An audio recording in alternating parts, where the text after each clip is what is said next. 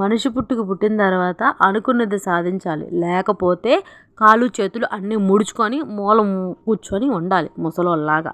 అలా కాకుండా అనుకున్నది సాధించి తీరతాను అని చెప్పి దీక్ష పూనాడు మా చిన్న శివయ్య. నేను మాల వేయాల్సిందే, అన్నయ్య స్వామి వేశాడు, నాన్న స్వామి వేశాడు, నేను కూడా మాల వేస్తాను అని చెప్పి నాతో గొడవాడి, నేను మా స్వామితో గొడవాడి వీడితో మాల వేయించేలా చేశాడు మా చిన్నోడు. అందుకని చెప్పాను, అనుకున్నది సాధించే ఇది ఉండాలి, ధైర్యం సాహసం అన్నీ ఉండాలి అని. మా పెద్ద స్వామిది 41 రోజు దీక్ష పూర్తయిపోయింది. ఇక మా చిన్నవాడి దీక్ష 3 రోజుల దీక్ష కూడా అయిపోయింది. ఇక ఈరోజు అయితే ఇడుముడి కార్యక్రమం అయితే స్టార్ట్ అయిపోయింది. ఇక ఇలా మా అత్తయ్య పెద్ద మనవడు కలిపి కబుర్లు చెప్పుకుంటున్నారు. తర్వాత ఈ బావమరుదులు కలిపి కబుర్లు చెప్పుకుంటున్నారు, మా మామ మా నాన్న కలిపి. ఇక వీళ్ళలా కబుర్లు చెప్పుకుంటున్నా, నేను వీడియో తీసేస్తున్నానని మా నాన్న చెప్తున్నాడు, రా బావ వీడియో తీస్తుంది నా కూతురు అని చెప్పి. ఇక అలాగా మా అత్తమ్మ నేను కూడా వీడియో తీసుకుంటా ఉన్నా. నేను వీడియో తీస్తూ ఉంటే అది మీ నాన్నతో నేను ఫోటో దిగు అని చెప్పి మా అత్తమ్మ అంటుంది. ఎక్కడైనా చూపించేస్తారు కదా, అత్తమ్మ అమ్మ అవ్వలేదు, అమ్మ అత్తమ్మ అవ్వలేదు అని చెప్పి. ఇక అలాగా ఒక ఇంటి కోడలు ఒక ఇంటికి అత్త ఖచ్చితంగా అవ్వాల్సిందే. ఎందుకంటే పిల్లలు పుట్టిన తర్వాత ఖచ్చితంగా అత్త అవ్వాల్సిందే. తర్వాత అమ్మమ్మ నానమ్మలు కూడా అయిపోవాలి. ఇక త్వరలో నాకు నెక్స్ట్ పార్ట్ అదే. ఇంకా ఇప్పుడు దాకా ఎలాగో ఒకలాగా వాళ్ళ చదువు పార్ట్ జరుగుతోంది. ఈ చదువు అలా జరిగిపోతూ ఉండగా తర్వాత అమ్మమ్మనో నానమ్మనో అయిపోవాలి, అంతే కదా. ఇది ఎవరికైనా ఉన్నది సహజమే, పుట్టిన తర్వాత ఇదంతా సహజమే. ఇక వీళ్ళైతే శ్రీశైలం యాత్రలు పెట్టుకున్నారు. మా పెద్దవాడికి ఇది ఒక పెద్ద సర్ప్రైజ్ అనమాట మా స్వామి. నేనంటే అప్పుడు దాకా నాకు తోడుగా ఉండాలి, అమ్మకు తోడుగా ఉండాలి అన్నట్టుగా చెప్పారు. దాంతో మా పెద్దవాడు కాస్త అలిగాడు. వాళ్ళ నాన్నమ్మ దగ్గర చూశారు కదా ఎందాడు ఎలా ఉన్నాడో అలాగా. ఇక వాడి సర్ప్రైజ్ని ఒకేసారిగా బ్లాస్ట్ చేసేసి వాడిని కూడా తీసుకెళ్ళిపోతాడు మా పెద్ద స్వామి. ఇక వాడికైతే బాగా సర్ప్రైజ్, ఎందుకంటే కారులో 8 మెంబర్స్ మాత్రమే పడతారు. ఇక అందుకని చెప్పి మా స్వామి ఇంకా ఆలోచించి ప్లేస్ సరిపోతుందో సరిపోదో, ఆల్రెడీ స్వాములు మా చిన్న స్వామితో కలిపి 8 మంది స్వాములు అయ్యారు, ప్లేస్ ఉన్న దాన్ని బట్టి తీసుకెళ్తాను, వాడికి ముందే చెప్తే ఏడుస్తాడు అని చెప్పి బట్టలు అయితే సదరమని చెప్పాడు మా స్వామి. దాంతో నేనైతే లగేజ్ సదిరి రెడీగా పెట్టుంచానా. వాడికి మామూలు సర్ప్రైజ్ కాదు. కారు స్టార్ట్ అయిపోయింది, మూవ్ అయిపోగానే వాడు షాక్ అనమాట. అమ్మో నన్ను కూడా వెళ్ళిపోతున్నానని చెప్పి వాడి ఫేస్లో ఆనందం మామూలుగా లేదులేండి. ఇక అలా మా చిన్న స్వామి ఇడుముళ్ళు అయితే అయిపోయినాయి. మా స్వామితో పాటు ఇంకో మాత ఇడుముళ్ళు కూడా అయిపోయినాయి. ఇక ఇడుముళ్ళు అయిపోయిన తర్వాత దైవభక్తి కన్నా మనకి ఈ ఫోటోలు పిచ్చి ఎక్కువగా ఉంది కదా, దాంతో ఫోటోలు అలా దిగేసాం, వీడియోలు కూడా. తర్వాత మా పెద్ద స్వామి ఇడుముళ్ళు, ఇంకా చిన్న స్వామి నాకు దూరంగా ఊరెళ్తున్నాడు అని చెప్పి నాకు ఎన్ని జాగ్రత్తలు చెప్తున్నాడో, జాగ్రత్తగా ఉండమ్మా, ఒక్కదానివే జాగ్రత్తగా ఉండు, తర్వాత శుభ్రంగా తిను, తినకంట ఉండమాక, టాబ్లెట్లు కూడా వేసుకో, అవి ఇవి అని వాడు నాకు అంత జాగ్రత్తలు చెప్తున్నాడు. అంటే మా అమ్మ గుర్తొచ్చేసింది నాకు. ఇంకా అలాగా కాసేపు అయ్యాక ఇంకా వాళ్ళ ఇడుముడు కూడా పూర్తిగా అయిపోయింది. 8 మంది స్వాములు ఇడుముడు కట్టేసుకొని ఇంకా శ్రీశైల యాత్రకైతే బయలుదేరారు. వాళ్ళు వెళ్ళిపోయిన తర్వాత నేను డ్యూటీకి వెళ్ళి అటునుంచి ఇంటికి వచ్చేసాను. ఇంటికి వచ్చేసిన తర్వాత ఒక లోన్లీ రకమైన ఫీలింగ్. ఇంటికి రాగానే పిల్లలు అమ్మ అనుకుంటూ ఏం తీసుకొచ్చారు, నా బ్యాగులు తీసుకోవడం, నాకు వాటర్ ఇవ్వడం, నాకు కాఫీ కలిపి ఇవ్వడం, ఇవన్నీ మిస్ అయిపోయాను అనమాట వాళ్ళలో. ఇంకా అలా వాళ్ళు వెళ్ళింది తీర్థయాత్రలకి కాదు కదా, మామూలు యాత్రలకే కదా, వచ్చేస్తారులే అని నేనే ధైర్యం చెప్పుకున్నాను. ఇక వాళ్ళు వెళ్ళింది మంచి పనికి, మనం ఇంకా ఇది అవ్వకూడదు, వాళ్ళని వద్దు అని కూడా చెప్పకూడదు. మళ్ళీ ఎప్పటికి వెళ్తామో అని చెప్పి మా స్వామి ఒక పెద్ద సెంటిమెంట్ డైలాగ్ వేసేసాడు నాకు. అందుకని చెప్పి నేను వాడిని కూడా పంపించేశాను. నేను వెళ్దాము అంటే ఇక నాకు డ్యూటీలో కుదరదు, పైగా ఇంకా ఇంటి దగ్గర కూడా కొన్ని ఉంటాయి కదా, అవన్నీ కుదరక నేను కూడా వెళ్ళలేకపోయాను. లేదంటే ప్రతిసారి నేనైతే ఉండలేక నేను వచ్చేస్తానని చెప్పి ఏడ్చేసేదాన్ని. దాంతో మా స్వామి తర్వాత చూసుకుందాంలే, వచ్చేసే ముందని చెప్పి అనేవారు మా స్వామి కూడా ఎప్పుడు కూడా. ఇంకా ఈసారి మాత్రం అలా జరగలేదు, ఇద్దరం చాలా కఠినంగా మారిపోయాం. దాంతో అలా స్వామి కూడా రమ్మని అనలేదు, నేను కూడా వస్తానని కూడా గోల్ చేయలేదు. నాలో నేనే ఏడ్చుకున్నాను, ధైర్యం చెప్పుకున్నాను. ఇంకా ఒక్కదాన్నే ఉండాలి అని అనుకుంటూ ఇంకా ఇంటికి వచ్చేసిన తర్వాత కాసేపు లోన్లీగా ఫీల్ అయ్యి అలా మంచం మీద ఎక్కి నిద్రపోయానా. కాసేపటి తర్వాత పంపు వచ్చి నీకు చాలా పని ఉందిలే, లేసి చెయ్యి అని చెప్పి నా కళ్యాణి అంతరాత్మ లేపింది నన్ను. అలా లేచి ఇంకా గబగబా వాటర్ అవన్నీ పట్టుకుంటున్నాను. తర్వాత పొద్దున్నే ప్రసాదం కోసం పులిహోర చపాతీ పులిహోరను టమాటా పచ్చడి ఇవన్నీ చేసుకున్నాను. ఆ వంటలన్నీ నా కోసం ఎదురు చూస్తూ ఉన్నాయి. అక్కడ చేయడం మళ్ళీ బాక్సుల్లో పెట్టి తీసుకెళ్ళాను గుడికి కదా, అవన్నీ ఎదురు చూస్తూ ఉన్నాయి. వాటికన్నా ముందుగా మంచినీళ్ళు బిందులు అవన్నీ శుభ్రంగా కడిగి పెట్టుకుందాం. అంటే డే బై డే పడుతున్నాను నేను డైలీ పట్టట్లేదు. ఈ చలికి కలిసేస్తుంది అనమాట. చలి మామూలుగా కాదు, అసలు కాళ్ళు తిమ్ముర్లు వచ్చేస్తున్నాయి, అంత చలిగా ఉంది. మామూలుగానే చలి ఎక్కువ, మాది కొండ ప్రాంతం కాబట్టి ఇంకా చలిగా ఉంటుంది.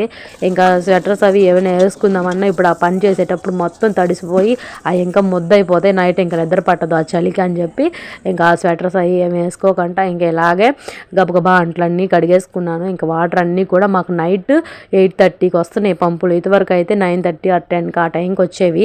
ఆ టైం దాకా కాపలా కాసుకొని ఆ టైం అప్పుడు వాటర్ పట్టుకొని ఆ టైం అప్పుడు అంట్లు తోముకొని మిగతా పనులన్నీ చేసుకునే వాళ్ళం. బట్టలు అవన్నీ కూడా బయట లైట్ వేసి పెట్టుకొని ఇక ఇప్పుడు తొందరగానే వచ్చేస్తుంది, చలికాలం కదా తొందరగా వదులుతున్నారు పంపులు. 8:30 కల్లా వచ్చేస్తున్నాయి పంపులు. దాంతో ఇక నా లాంగ్వేజ్ విషయానికి వచ్చేపాటికి మా అమ్మ లాంగ్వేజ్ నాది. నేను పుట్టి పెరిగిందంతా విజయవాడలోనే, సిటీలోనే అయినా సరే పల్లెటూరు లాంగ్వేజ్ ఎక్కువగా వస్తుంది. అంటే మన బట్టి మన పిల్లలు ఎలా ఉంటారో అలాగా నేను మా అమ్మని బట్టి నేను అలా ఉన్నాను. అమ్మ పూర్తిగా పుట్టి పెరిగిందంతా కూడా శ్రీకాకుళం దగ్గర రణస్థలం అని చెప్పున్నాను కదా ఇంతకుముందు వీడియోలో. అలాగా మా అమ్మ ప్రతిదీ మాట్లాడేది. ఎక్కువగా మా అమ్మతో నేను టైం స్పెండ్ చేసేదాన్ని. ఎక్కువగా లేచిన కాడ నుంచి నిద్రపోయేదాకా కూడా మా అమ్మతోనే ఎక్కువ టైం స్పెండ్ చేశాను. దాంతో ఇంకేంటంటే మా అమ్మ మాట్లాడే ప్రతి లాంగ్వేజ్ కూడా నాకు అలా వచ్చేస్తుంది. ఎందుకు ఏంటి కొంచెం యాస కూడా వస్తుంది, భాష కొంచెం ల్యాగ్ ఇస్తుంది వాయిస్. అలాగా ఇంకా నైట్ పనంతా చేసేసుకొని ఇంకా ఇల్లంతా చక్కబెట్టేసుకొని ఇక యాపిల్ ఉంది, యాపిల్ తింటున్నాను. నా ఒక్కదానికి ఇంక వంట ఏం చేసుకుంటానని కాసేపు నాకు నేనే లోన్లీగా ఫీల్ అయిపోయాను.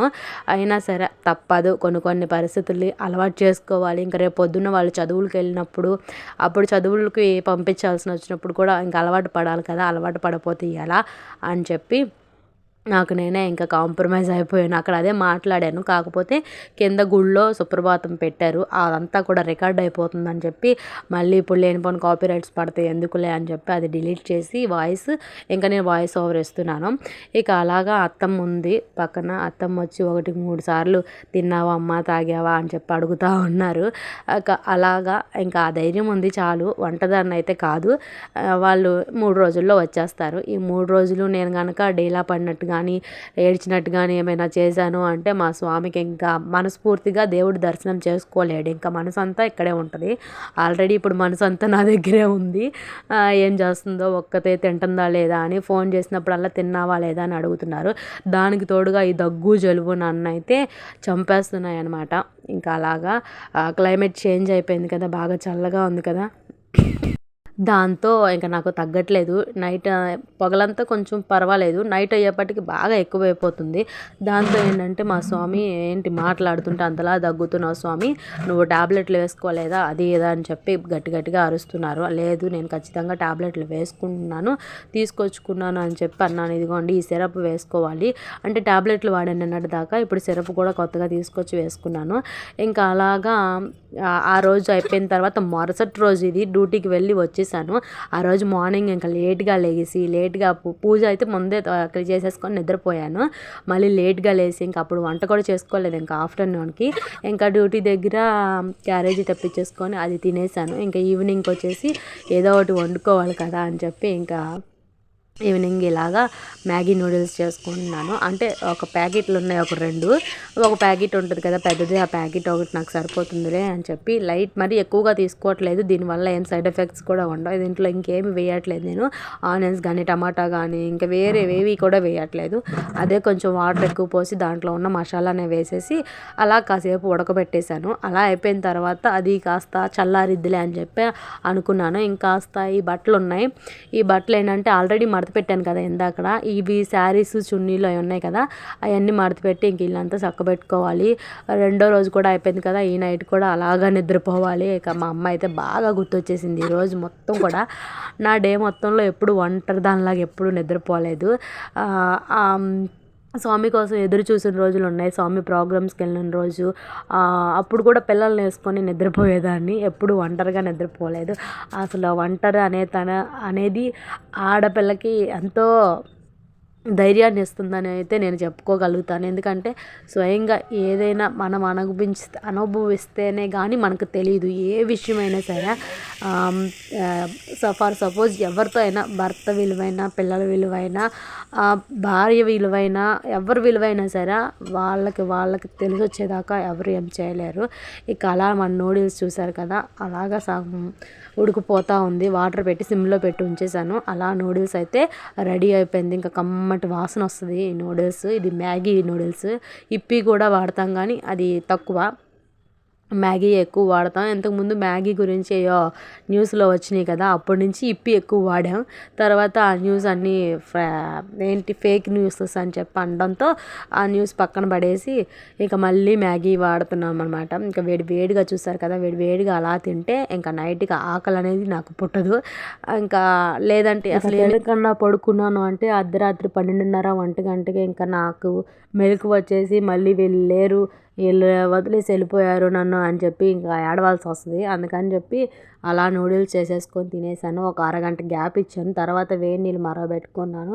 ఆ వేడి నీళ్ళతో పాటు ఇక ఈ ట్యాబ్లెట్స్ అయితే వేసుకున్నాను. ఇప్పుడు ఇంకా ఈ ట్యాబ్లెట్స్ మా అమ్మ ఉంటే మాత్రం దగ్గరుండి నేను వేసుకోవడానికి ఒప్పుకునేదాన్ని కాదు.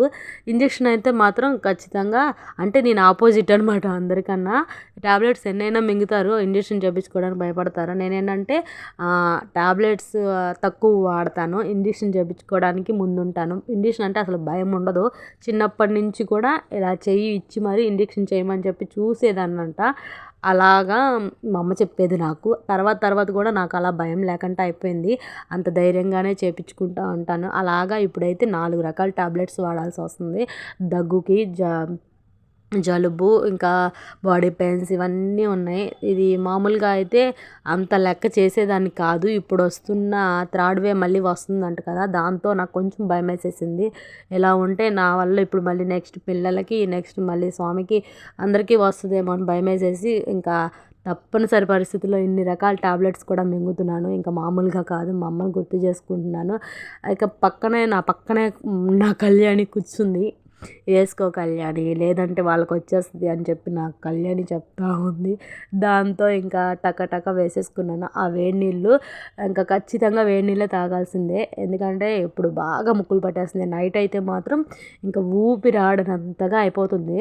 దాంతో ఇంకా ఖచ్చితంగా ఇంకా శాస్త్రి బాము అక్కడ మీరు చూసారో లేదో, శాస్త్రి బాము, టాబ్లెట్స్ అన్నీ పక్కన పెట్టుకుంటున్నాను.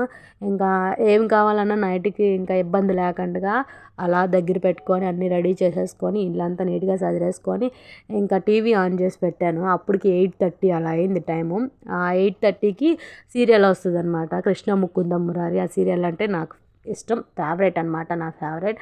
ఇంకా ఆ సీరియల్ చూస్తా అలా నిద్రపోతూ ఉందాం. అప్పటికల్లా 9 అయిపోతుంది ఆ సీరియల్ అయ్యేపాటికి అని చెప్పి ఇంకా అలా దేవుడి దగ్గరికి కాసేపు